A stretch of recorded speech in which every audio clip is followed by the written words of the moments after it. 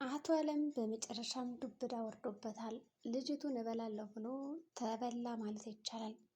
ሄርሜላ አሁን ላይ በሶስቶቹም ወንዶች መካከል ያላትን እምነትና እንዲሁም ደግሞ ከፍተኛ ቦታ የሚሰጧትን በሙሉ እያጣች ትገኛለች።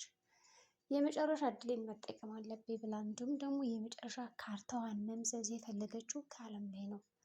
አብነትና በአምላክ አሁን ላይ የእሷ መጫወቻ ሳይሆኑ እንዲሁም ደግሞ ነቅተውባት አሁን ላይ የእሷ ጨዋታ ምንም ነገር እንደማይፈይዳቸው አብነትም ቢሆን ለእሷ ያለው ፍቅር እንደወረደ እንዲሁም ደግሞ ደውሎ ካሁን በኋላ ሁለተኛ ከኔ ፊት እንዳላየሽ እንዳትመጭብኝ ብሎ በደንብ አስጠንቆ ነግሯታል።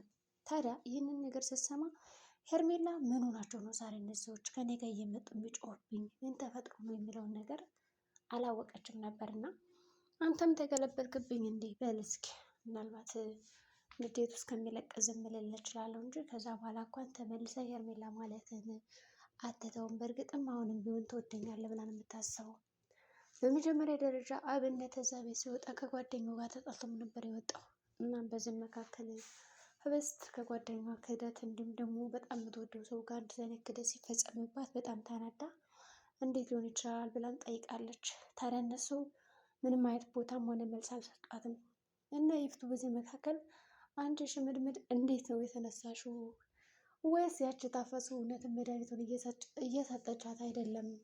በማለት ብዙ ነገሮችን እያቀደች ነበረ። እና ታፈሱ ዛሬ ከዚህ ቤት ተመልሰሽ ባትመጭ ነው የሚሻልሽ፣ ያለዛማ ቆራርጬ ነው የምጥለሽ እያለች እየፎከረችላት ነው አድሬት ይፍቱ።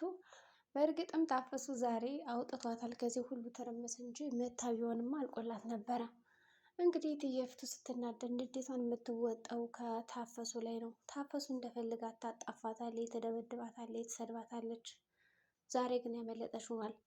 ምናልባት ቀጣይ ከመጣች ያላትን ንዴት እንዳለ የምትወጣባትም ይሆናል። እናም እንዴት ነው መድኃኒቱ ያልሰራው የሚለው ነገር አሁንም ስላልተፈታላት ወይስ ደግሞ ይች ልጅ እየበላች እና እየጠጣች አይደለም እንዴት ቆመች በማለት ጠይቃታለች ማለት ነው። በዛ መካከልም አብነት የሰማሁት ነገር ትክክል ነው ወይ አርግዛለች ወይ ሄርሜላ ያውም ከጓደኛ እያለች ስትጠይቀው ሊያናግራት ፍቃደኛ አልነበረውም ነበር። ዝም በይ ምንም ምጠሪ ነገር የለም።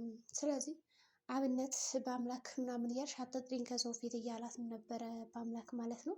ምክንያቱም ፍቅሩ የሚወዳት ከሆነ ይቺ ይፍቱና አቶ አለም እንደሚገሏት ነግረውታል። ከዚህ በፊት ስራና ስራ ብቻ ነው እንጂ ፍቅር ምናምን እያልክ የምትልከሰከስ ከሆነ ልጅቷን እደፋታለሁ ብሎ በግልጽ ነግሮታል። ዛሬም ቢሆን ደግሞለታል ይህን ነገር እና ይህንን ነገር ምንድነው ብትንቱን የወጣና የተፈላለሰ ነገር ማስተካከል አለብን በማለት ይፍቱ ምንድን ያደረገችው እኔ አሁን ያልገባኝ የሶስቶቹ ወንዶች ማወጣጠር እና እንደዚህ መደንፋት ምንድን ነው የሚለው ነገር ሊገለጽላት አልቻለም። በተለይ ደግሞ የባለ ሁኔታ ባለምን ቢሆን ይሄን ወንድምሽንማ እደፋዋለሁ ዛሬ እኔ ካልገደልኩት ሰው አይደለሁም በማለት እየተደፋባት ባለበት ሁኔታ ለምንድን ነው የምገለው ብላም አልተከራከረችም። ምክንያቱም ስራዎችን አብረው እንደሚያቅዱና እንደሚሄዱም ተነጋግረውም ነበር የጀመሩት ከዚህ በፊት። ሆኖም ግን ወንድሟን ላለማስገደል የምታደርገው ነገር አለ። ግን ደግሞ በእነሱ ቁጥጥር ሆኖ እንዲቀር ነው የምትፈልግ እንጂ እንዲሞት አትፈልግም። እዚህ ጋር አንድ የተገነዘበው ነገር ሌላው እንደምንም አድርገን ይህንን ነገር መሞከር አለብን የሚለውን ነገር ሀሳብ አመጣችለት። ይልቅ ጥሩ ሀሳብ አለ፣ ይሄን የምትወጣጠረው ነገር ተውና እንመካከርበት። የእውነትም ይሄ በአምላክ ወዷት ከሆነ ያቸው የብስት የምትባለውን ተገራግረናል። ይች ልጅ የሚያገባት ከሆነ ሄርሜላን አጋብተን ከዛ ልጁ የሱ ሆነ አልሆነም የግድ አይሰጠንም። ግን ደግሞ ይች ሄርሜላ ብልጥውና በደንብ በቁጥጥሯ ስር የምታውልልን ከሆነ እኛ የምንፈልገውን ስራ እሺ ብሎ ይሰራል። ስለዚህ እንጠቀማለን ትለዋለች። ምንም እንኳን አቶ አለም ጋብቻውን ባይደግፍም የሄርሜላን እና የአብነትን እንዲሁም ደግሞ የአምላክን ተስማምቷል።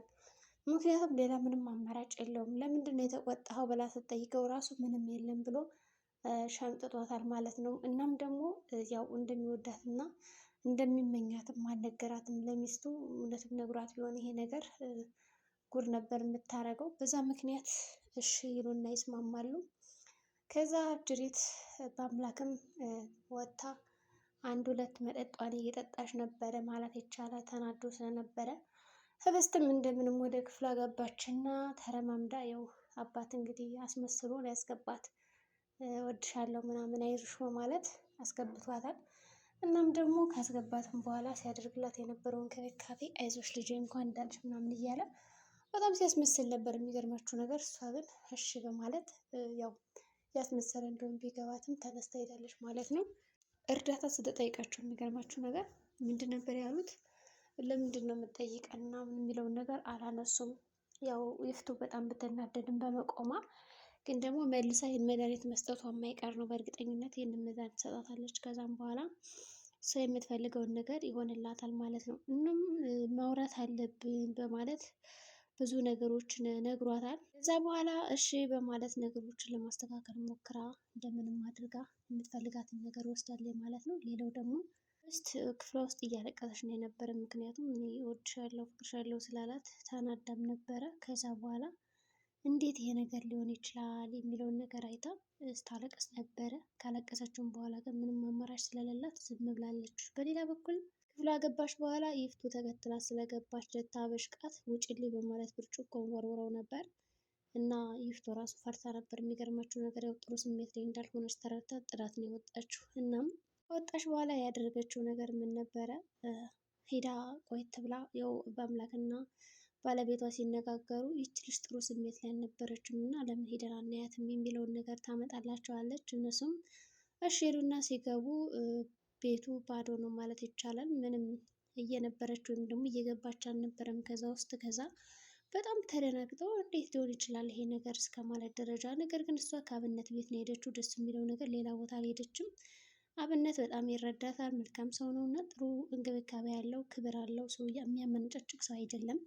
ሄርሜላን ካሁን በኋላ እንዳላይሽ ብሎ ቢናገራትም እየተንከባከባት ነበረ እና ሄርሜላም ወደዚህ ቤት ተመልሳ ስትመጣ አሁን ላይ ሁሉን ነገር ካወቀች በኋላ ህብስት ብዬ ማግኘት አልችልም፣ ምንም አይነት ሰበብ ልሰጣችሁ አልችልም፣ ስለዚህ እንዴት ሊሆን እችላለሁ ብላ ይፍቱን ታናግራታለች። ይፍቱ ደግሞ ስለሷ አታስቢ እኔ ችግር የለውም እያለች የስድብ መዓት ነው እንግዲህ የምታወርድባት። እንዲገርባችሁ ይፍቱ ስትሳደብ በጣም ነው የምታስቀኝ። ስድብ አያልቅባትም። አዳዲስ ስድቦች ነው የምታመጣቸው ማለት ነው። ፈታ ያደርጋሉ።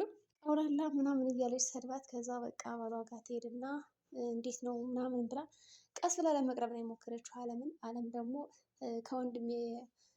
ከሚስቴ ወንድም ጋር ተጋድመሽ እኔ አሁን አልፈልግሽም ነበር ያላት። የሚያሳዝን ሁኔታ እንደዛ ብሎ ሲናገራት እሷም ከዚህ በፊት ሲያወሩት የነበረውን መረጃ ቀርጸው ስለነበረ ታዳምጠውና ይሰማዋል። ከዛ በጣም ይጨሳል። ለካ እንደዚህ አይነት ሰዎች በማለት በጣም ብስጭት ይልና በአይን ቁረኛ ሲመለከታት ነበር። አሁን ሄርሜላ አንድ እድል ያላት አቶ አለም ነው። ይህንን ለሚስት ከማሳያት እና እኔ የምፈልገውን ገንዘብ ከሰጠኝ ብላ ልትደራደረው ትችላለች። እና ይፍቱ ይህንን ነገር ካወቀች ባሏን ምን የምታደርግ ይመስላችኋል? ነገሮቹ ከአቅም በላይ እና ከቁጥጥራቸው ውጭ ሆነዋል። መጨረሻው ምን ሊሆን ይችላል? ይህ ድራማ